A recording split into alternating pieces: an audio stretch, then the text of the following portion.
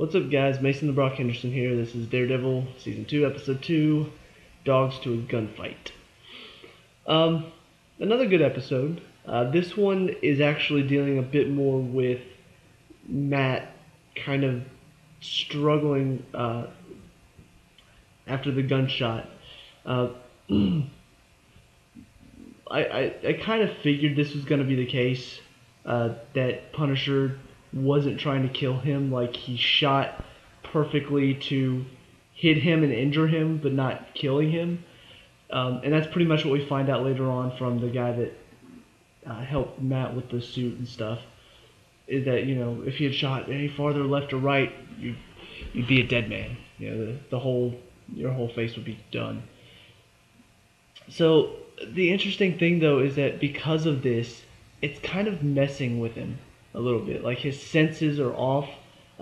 Where he normally hears stuff, now it's at one point things get really loud, and then all of a sudden it just cuts out completely. That scene was for something so simple, it was very intense the way that they shot it, because he's sitting there struggling with like the loud noise. He's like, and then drops the water, and then it breaks, and there's no sound. And you see this look of terror on his face. Is like he can't hear anything, and that's the only way he can see is through his hearing. It's kind of freaky to think about. Like, you've been able to see everything even though you can't, because you hear it all. You can hear it, and it forms a picture in your mind. That hearing's gone. Now he is actually blind, like completely blind. It's a scary thought, and he really. The guy playing Matt Murdock does a very good job of really showing that, just that look of terror. But this one is very much about Matt dealing with that and the Punisher. The DA comes in, offers Grotto a deal to take down this other guy, and the whole time I'm just like, no, he's gonna be used for the Punisher. Sure enough, they're using him as bait for the Punisher. He shows up, but so does Matt. They have a fight. Ultimately, the fight ends in kind of a draw until Matt's hearing goes again, and whenever the cops show up to where they fell inside the building, Punisher and Daredevil are both gone. So that's how this episode ends. What's really interesting about this one, though, is that they show a bit more about the Punisher than we see for our main characters. Like, this is, as far as character development goes, like, we learn more about what Matt's dealing with the gunshot wound. We learn about that, but we don't really get any growth from that. We just learn that it's a problem. He doesn't deal with it in this episode. Hopefully he will in the next one. But we get a little bit of character development as far as the Punisher, because he goes to this one store to get a radio thing, cop radio or whatever, so he can listen to the frequencies. And he goes in and offers this guy money, gets all the stuff that he needs from him. And then as he's leaving, the guy starts talking about, oh, would you like some of this stuff? I've got bondage, and holds up like porn videos and stuff. And as the Punisher's walking out, and then he mentions that he has one with little girls. He's like, she's not even 12, I can guarantee it. And you just see this look on his face that just like that just really pissed him off. So he flips the close sign. It's just like, yeah, I know what's coming. The guy's like, I got you, my man. I was like, no, you don't. You have no idea what's about to happen to you, moron. And so he, grabs the bat. The guy's like, whoa, hey, I was just kidding, man. I was just messing around. And then, bam, and then it cuts to another scene. So we kind of, getting more of this information about the Punisher, that he is a vigilante, but not at all like Daredevil.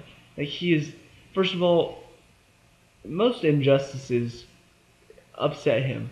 Not just, it seems like even something petty like that, where the guy is just, interested in porn with little girls. It's gross, it's disgusting, but it's not exactly something that Matt would interest himself in. Like, it's not like he would go and beat up the guy because he's selling that. But for the Punisher, he's just like, I won't kill this guy now. It's very much like, wow, that's kind of brutal to kill a guy over that. Um, but yeah, we are starting to learn more about who he is, the injustices that upset him, and how he deals with it. Just straight up killing him. Um, very interesting. So yeah, this was another good episode. Really do enjoy the fighting at the end because it's not the same type of fighting. Like the Daredevil fighting that we got in the first season was very acrobatic at times, and really moved well quickly as well. This one, it's like he changed up his fighting style to fight this guy because this guy's more of a brute. So the acrobatic stuff, kind of like when he fought Kingpin at the end, he was less acrobatic in that fight, more about hitting hard because that's what he has to do with Kingpin and with the Punisher. He has to hit him harder because those, the fancy jumping around, flipping, kicking, all that. It looks good, and you probably would be able to get a few hits in, but ultimately they don't do a lot of damage on guys that can take damage. So it's a little bit more like real gritty, like just punching, more like boxing almost. As far as this fighting, I'm sure we'll get into a bit more of the fancy flips and kicks whenever I know the hand is supposed to be involved at some point, and they're more ninjas. So we're probably going to get a bit more of that whenever they show up. But I do like the fact that he can change up his fighting style. That it's not always just, oh yeah, I'm a ninja, flip, kick, all that.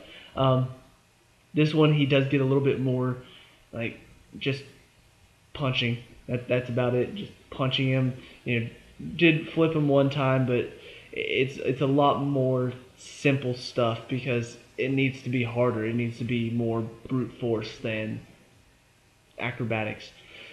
So yeah, this good episode, good follow up to the first one. I like how they're kind of focusing in on the Punisher because we do need to get to know more about him. I don't know how involved he's going to be in the whole season. I know he's supposed to be like in the picture showing like what the season is. It does have Daredevil, Punisher, and Elektra, so you know that he is going to be a big part.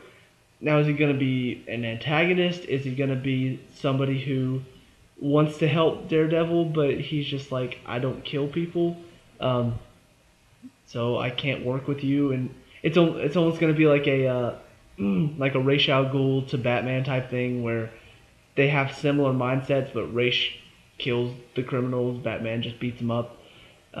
It could be one of those things, like mentor partnership type stuff. So yeah, I'm excited to see where it goes. So let me know what you think down in the comments below. What you like and dislike about this episode? What do you look forward to? And yeah, like and subscribe for more Daredevil, and I'll see you at the next review. Peace out.